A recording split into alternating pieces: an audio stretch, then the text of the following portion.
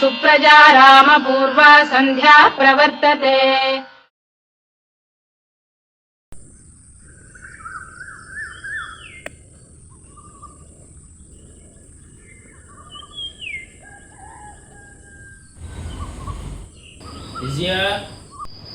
వస్తున్నానండి. పిలిచారు? పిల్లలు లేచారా విజయ? ఇంకా లేవలేదండి, పడుకునే ఉన్నారు. సర్లే కానీ కప్పు కాఫీ పెట్టి పొలం దాకా వస్తా. అదేంటి టిఫిన్ చేయరా? మళ్ళీ వచ్చా చేస్తాలే, టైం లేదు ఇప్పుడు. ఎప్పుడు టైం లేదంటారు, సరిగ్గా టైంకి తినరు, ఏంటో మీరు.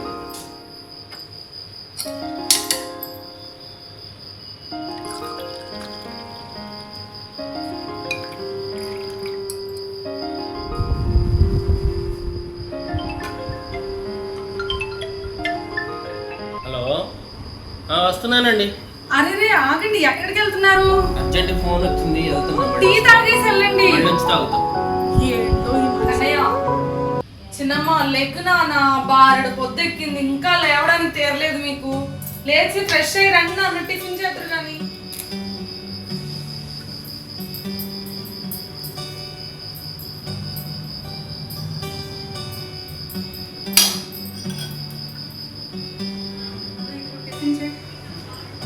తమ్ముడు ఎటురా, లేకలేదా ఇంకా? లేదు మా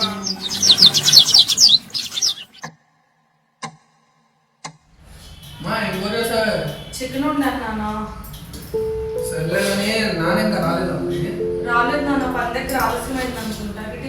నాన్న కోసం మనమే కాదమ్మా, కుర్చీ కూడా వెయిట్ చేయడం అలవాటు అయిపోయింది. మా కోసం ఒక గంట సమయం కూడా కేటాయించలేని పని ఎందుకు? అంత కష్టపడి పని చేసేది మీ భవిష్యత్తు కోసమే కదరా చిన్నోడా. నాన్న గురించి అలా మాట్లాడకూడదు నాన్న, తప్పు.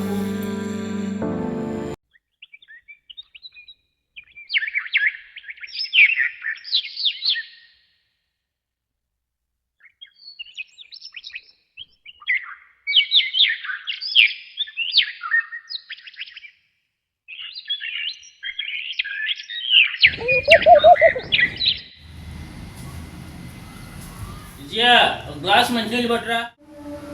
వస్తున్నానండి. విజయ, పిల్లలు అన్నం తిన్నారా? అన్నం అయితే తిన్నారు కానీ మీకోసం ఎదురు చూసిన మనసులు మాత్రం ఆకలితోనే ఉన్నాయండి.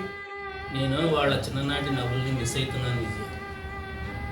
అయితే మీరు కొంచెం పని తగ్గించుకోవాలండి. వయసుకు మించిన పని చేస్తున్నారు. మీ బీపీ కూడా కంట్రోల్లో ఉండట్లేదు. మీరు ఆరోగ్యం మీద కూడా కొంచెం దృష్టి పెట్టాలి. తగ్గిస్తే పిల్లల కళ్ళలో మధ్యలోనే ఆగిపోతాం. ప్రతి తండ్రి తన పిల్లల కోసం 2 యుద్ధాలు చేస్తాడు, ఒకటి ప్రపంచంతో, ఒకటి తన పరిస్థితితో. నేను ఇందాక చెప్పాను కదండి, మీ ఆరోగ్యం కూడా మీరు కొంచెం చూసుకోవాలి. రోజు రోజుకి మీ ఆరోగ్యం పాడవుతుంది, అది మీరు గమనించట్లేదు. నా శరీరం అలసిపోయినా కానీ పర్లేదు, కానీ నా పిల్లల భవిష్యత్తు అలసిపోకూడదు.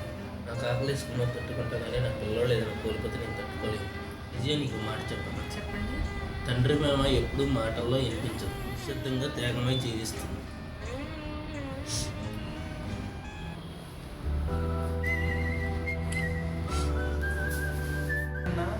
రోజు నాన్న ఆలస్యంగా వస్తున్నాడని తిట్టుకున్నాం, కానీ మన కోసం తన జీవితాన్ని ఆలస్యం చేస్తున్నాడని అర్థం చేసుకోవాలి. నాన్న రోజు మనతో కూర్చొని తినలేదని చెప్పి బాధపడుతున్నాం, ఆయన ప్రతికాలం మన గురించి కంటున్నాడని ఇప్పుడే అర్థమైంది కదా.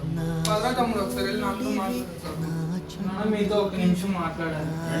చెప్పండి నాన్న, ఏంటి? నాన్న, మేము నీ ఖాళీ కుర్చీని చూసాం, కానీ ఆ కుర్చీ వెనక ఖాళీ అయిన మీ జీవితాన్ని చూడలేదు. నాన్న, మీరు మాతో భోజనం చేయలేకపోయారు. మీరు మా భవిష్యత్తు కోసం ఎన్నో రోజులు ఆకలితో ఉన్నారని తెలుసుకోలేకపోయారు. తండ్రి ప్రేమ ఎప్పుడైనా గుండెల్లోనే ఉంటుంది, కానీ బయటికి కనపడదు. నాన్న, మేము మీకు మంచి కొడుకులం కాలేకపోయాం, మమ్మల్ని క్షమించండి నాన్న.